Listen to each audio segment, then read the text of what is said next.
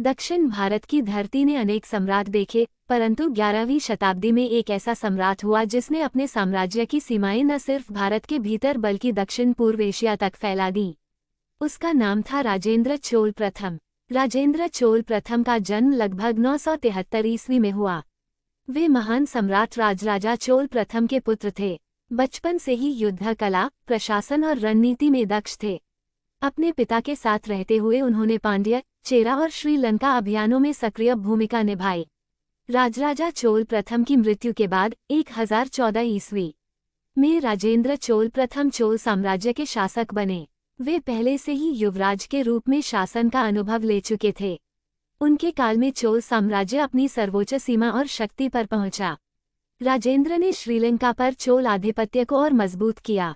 श्रीलंका के शासक महिंद पर विजय प्राप्त की।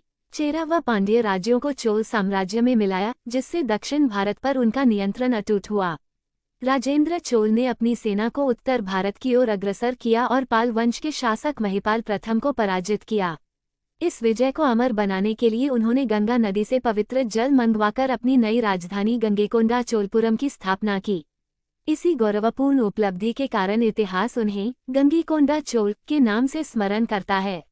उन्होंने अपने विशाल नौसैनिक बेड़े के साथ मलाया, श्रीविजय साम्राज्य यानी इंडोनेशिया, सुमात्रा, जावा और म्यांमार पर विजय पाई।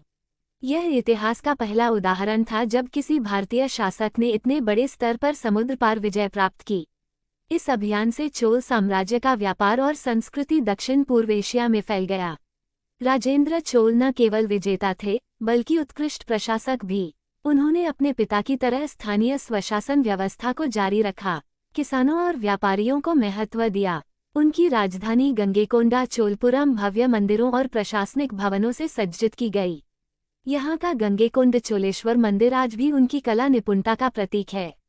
चोल शिल्पकला, मूर्तिकला और नृत्य कला का अद्वितीय विकास इसी युग में हुआ। राजेंद्र चोल प्रथम का निधन लगभग 1044 ईस्वी में हुआ। उन्होंने 30 वर्षों तक शासन किया। उनके बाद उनके पुत्र राजाधिराज चोल गद्दी पर बैठे।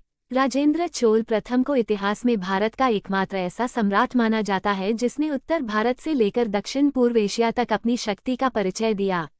उनकी विजयों ने ये सिद्ध कर दिया कि भारत केवल भूमि पर ही नहीं, बल्कि समुद्रों पर भी शक्ति और गौरव रखता था। आज भी जब हम दक्षिण भारत की संस्कृति और मंदिर स्थापत्य देखते हैं, तो उसमें राजेंद्र चोल की गूंज सुनाई देती है।